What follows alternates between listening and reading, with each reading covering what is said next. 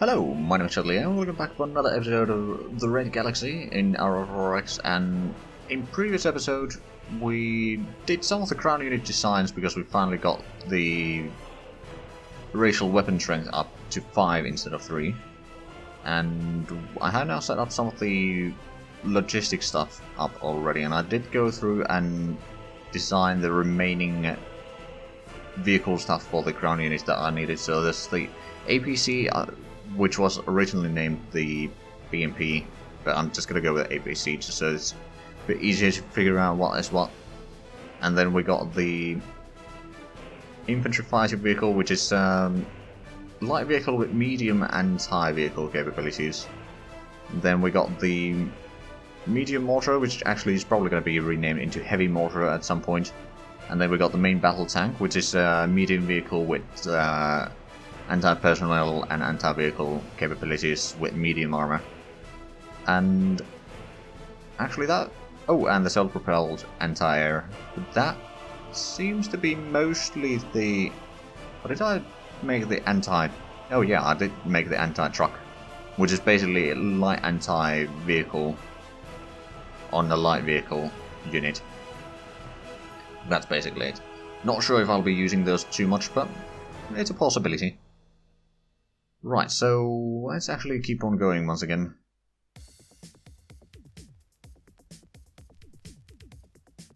Hold on. What did... oh, right. I switched back between saves to check something, but yeah, apparently it doesn't reset that whenever you load a new save. Right, so colony has completed order. Oh, right, colony 1 has completed orders, so we got the population in the ruined city is now 800,000.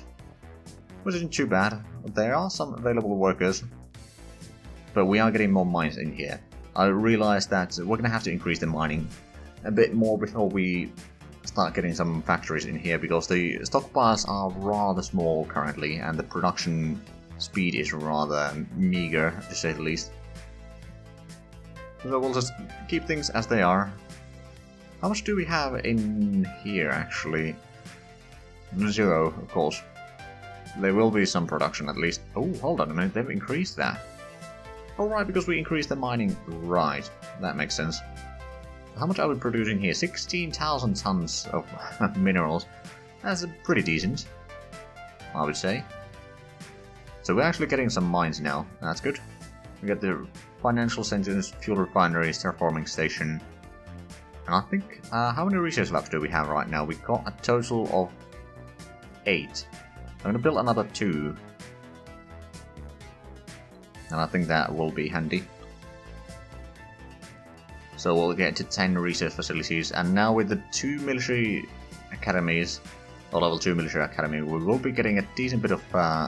actually, that reminds me, did I set up the academies?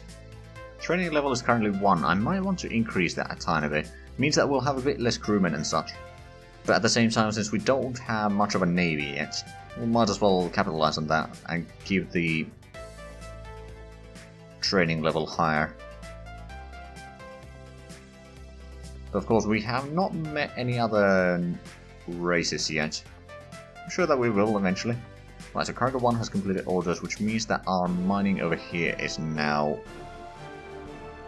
372 tons per year. Still rather meager, but it's getting higher and higher. And do we have... we've got a tiny bit of population. We could of course bring in more population in here, but how much are we now making? 1.7 infrastructure per year, that's not enough. On the other hand, if we can get the terraforming station here sooner rather than later, we can start getting the temperature up a little bit, plus getting the atmosphere to be breathable.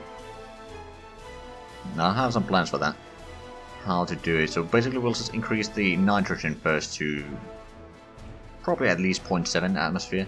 Then we can increase the oxygen to 1.5 or something like that. Actually the... oh no, it doesn't need to be even that high. Oh no, 1.5 is probably fine. It's a bit on the lower side, but I don't think it's going to be a massive issue. And that will technically make it so that that planet can be inhabited without infrastructure. Hopefully. I mean, the temperature might still be a slight problem, but I don't think it's going to be a massive one. Right, so actually I probably need to close that one and restart that so we can actually see the accurate information there. Right, so we got the warhead research. So we could technically now design the size 3 missile again. Load from that one first. So you now actually have the exact amount of warhead strength that is needed.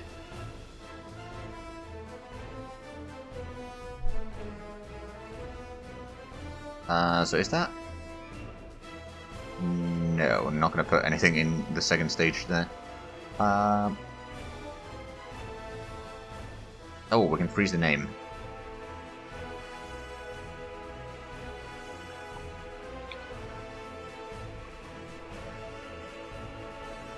We go with the Isorokus as the size 3. So this would be better. It's a bit more expensive to make, of course. The range is still the same, the damage is now improved, so we'll create that one. And then for the size 6, so we need to have 2.25 over here to get the size 9 in warhead. We're gonna have to increase the fuel size for 0.6 or something like that, then we'll increase the engine size to probably around 2 at least. Let's go with 2 to begin with. It's not a massive speed, we may need to go higher. The 2.5. Let's have a look at that. How good would that be? 7,000 kilometers per second speed. The hit chances are rather small, but we can always improve that. The range is actually a bit higher than it needs to be, perhaps. But once we increase the size of this, so let's go 0.5 on there, and then we can increase the engine size a bit more. So the cost per missile is starting to be rather high. Flight time is 2 hours, which is quite sizable. Chance to hit on the slower targets is starting to be pretty decent.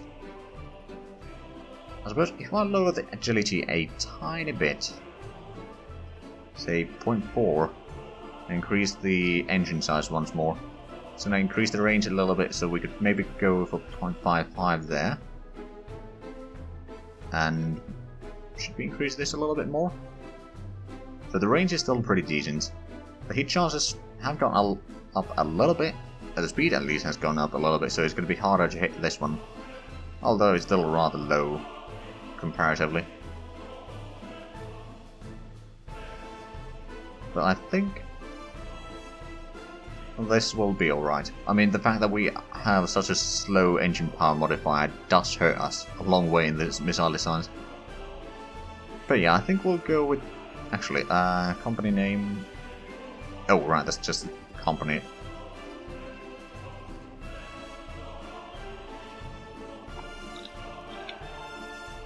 We'll go with Vladimir anti-ship missile as the current big one. Just for the heck of it. Right, so... Okay, we got a decent maneuver rating actually in here. Much bigger than I thought. Because the agility value over there is only 8.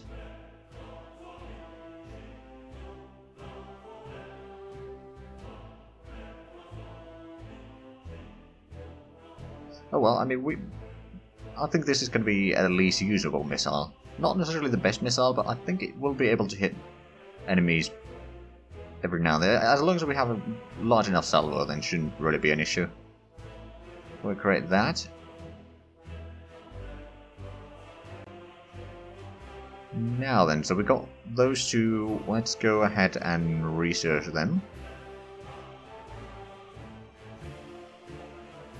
I'm going to take some of those research labs away.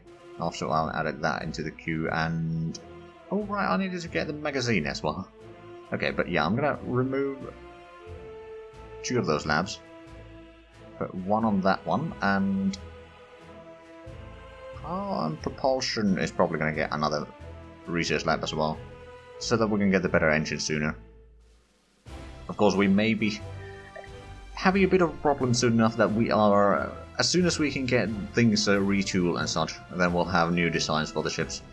Because that's basically before the mid-game that tends to happen, where you have a good research but you won't be able to keep up with the production or implementing all those things. But it's nothing to be worried about.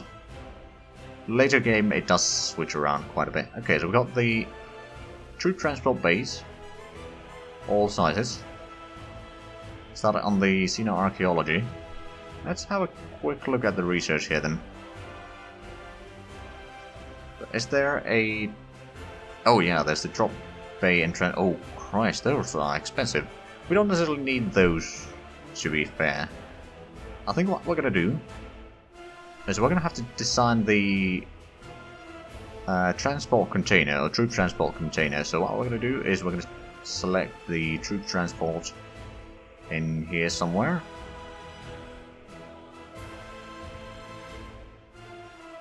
There you are, and new ship class. So what we're gonna have here is, well, we need at least one cargo shuttle bay, that's for sure. Then troop transport. So standard would have that much. What about the large one is 5,000 tons, and that's probably more than enough for our needs here. Let's actually have a look. So what is it for the... Like 5,000 tons worth of units. Yeah, that's gonna last for a while. We don't have any units that we can produce quite yet, but we'll have them soon enough. Right, so that's 10,000 tons. What does it... Right, it has a fair bit of cargo room there. There's the... Oh, right, yeah, no armor. There we go. That's gonna pull it down a little bit. We're gonna get rid of that. Do we have extra engineering? We do have extra engineering there, so I'm just gonna put in a tiny bit there. We've got the... We'll put in a second cargo shuttle bay, actually. Is there anything else that we need here? On these we do have the basic sensors. We'll get one over there, and the EM sensors will also get a tiny bit. Do we have... Oh, and we do have the basic radar. Okay, we'll put that one in as well. Eventually we'll get the close-in weapon systems in these as well, but not right now.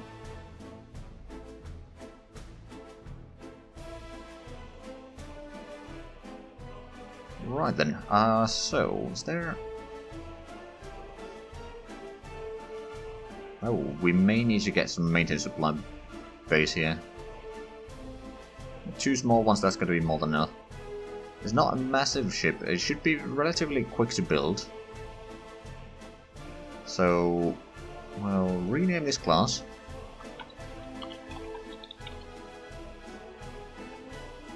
So it's going to be 6.5 tons. Oh, 6.5 kilotons.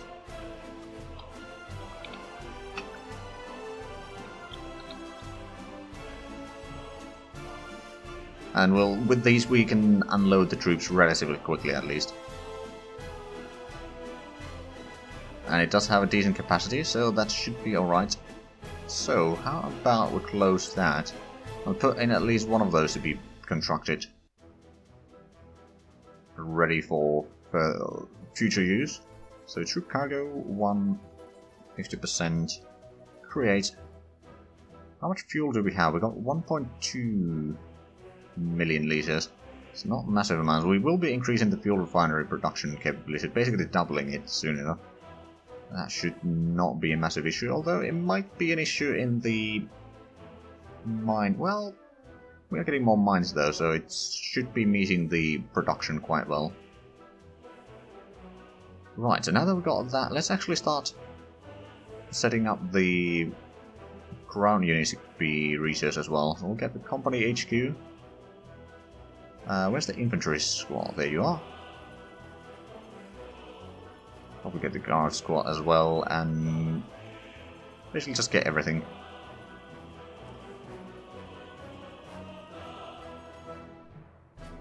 Basically, I plan to have some infantry companies, maybe some anti-tank companies, and stuff like that.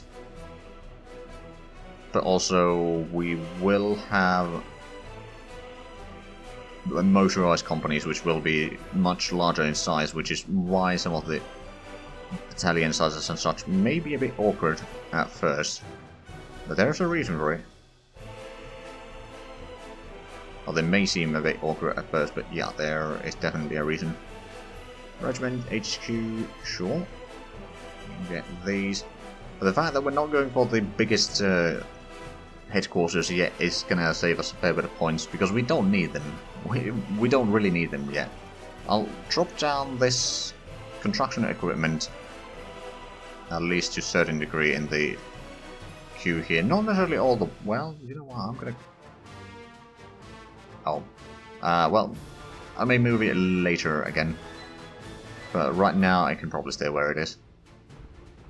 But I want to get the ground units first. And especially the senior archaeology units designed and start building those so we can actually get the archaeology stuff going. Which, honestly, will take some time.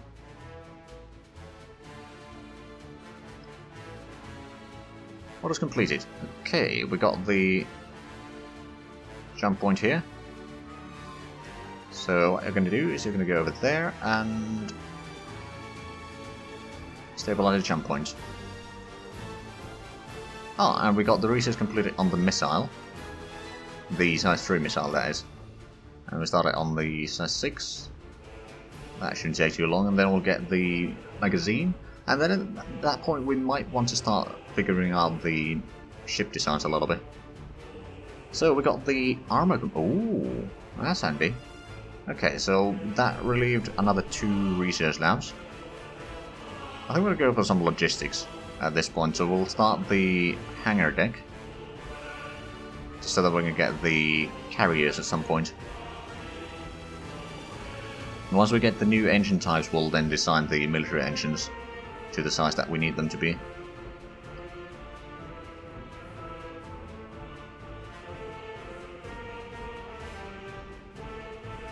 Okay, research completed on the missile, started on the magazine. Oh, and you are probably well over your... yeah, you're well over your deployment limit. So, refuel, resupply, begin overhaul, and where's the other one? You're heading back as well. For resupply and overhaul. Because I'm pretty sure that you are... oh yes, well over the limit.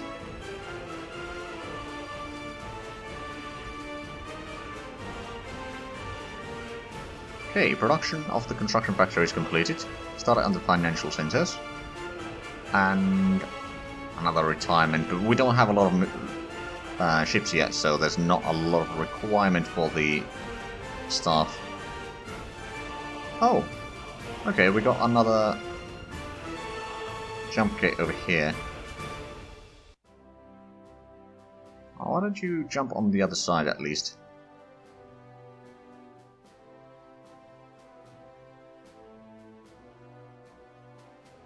Right, so we need to get...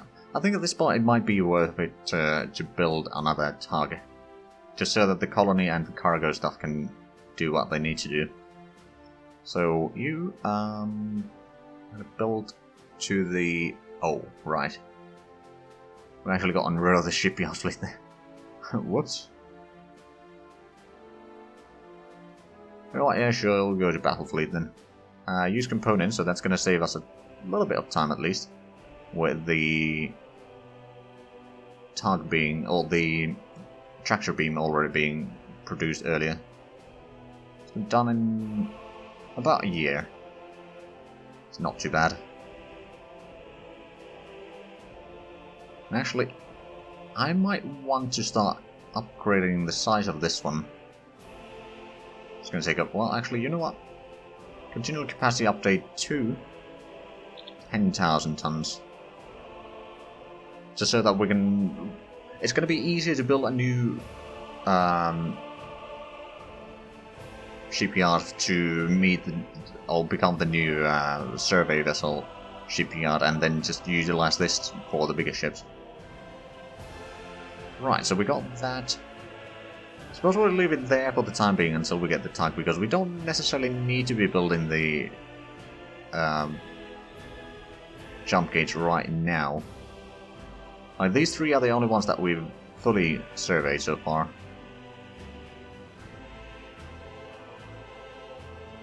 Research completed. We got the magazine. So for because of that, now we have another research lab available. I think we may want to go for the sensors and control over here and...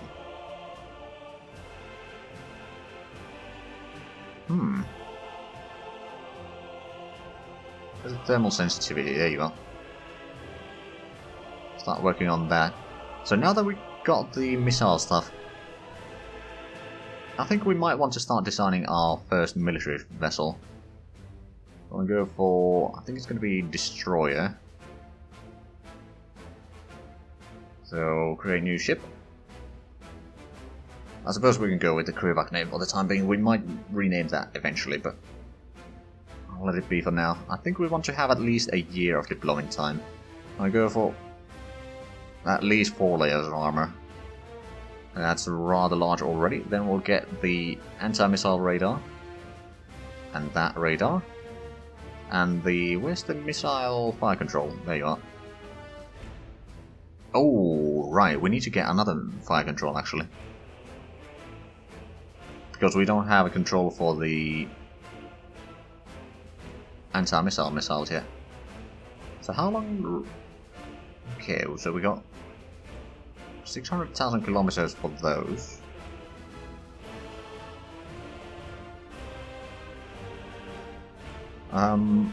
Right, so let's design the fire control, get the resolution down to 1.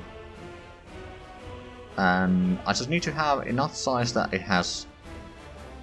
okay, so it can be half the size, basically. Actually, I'm not...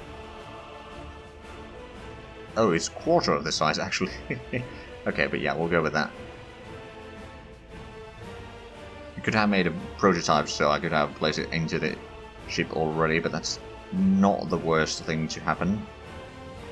I think we'll get at least 1 magazine. Well, we'll get 2 magazines.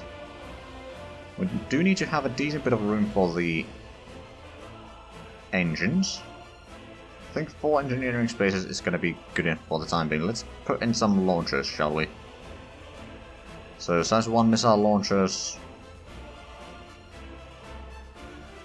Okay, like 6 of them or something like that. It's probably not enough. Well, it's at least a start. And then we'll get some of these size 3 launchers.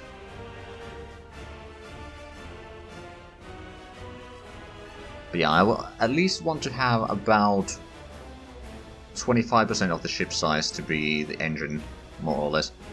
Which is why I'm probably not going to put anything else here until I have the engines, and then I'll figure out the fuel and all that sort of stuff. It doesn't necessarily need to have a massive increase in the... actually, let's have a think about this. There's going to be a 100 hull size ship, so 25% of that is going to be size 25 engine. If I went to 30 hull size instead, it would still fit in here, but the crewmen and all that would potentially start to be an issue. Or we'd go for 2 15 hull size engines.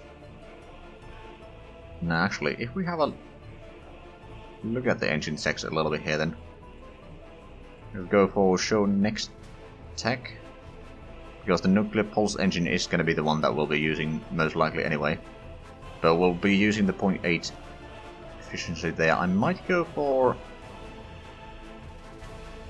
a little bit higher engine power, perhaps. That would give us 100 per. Okay, right, so hull size. How about, so if we go for 15 hull size, that'd be 150 engine power, so it would be, with 2 engines it would be 3000 engine power divided by 100 hull size, so that would be 3000 kilometers per second speed. It's not a terrible speed for an early ship, as far as I can tell, but it's certainly not the best. Hold on a minute. Oh right, for the magazine it counts the launchers as well. That makes more sense. I was wondering there, like, hold on a minute, those magazines are 90 each. But, yep, that makes sense. Right, so if we say we have something like this for the engines. Well, 2 of these. I'd rather have 2 engines than 1 engine, although it will lower the fuel efficiency a little bit. On the other hand, if we were to go into 100% instead, that would give us 2400 kilometers per second speed. Fuel would not be as big of a problem.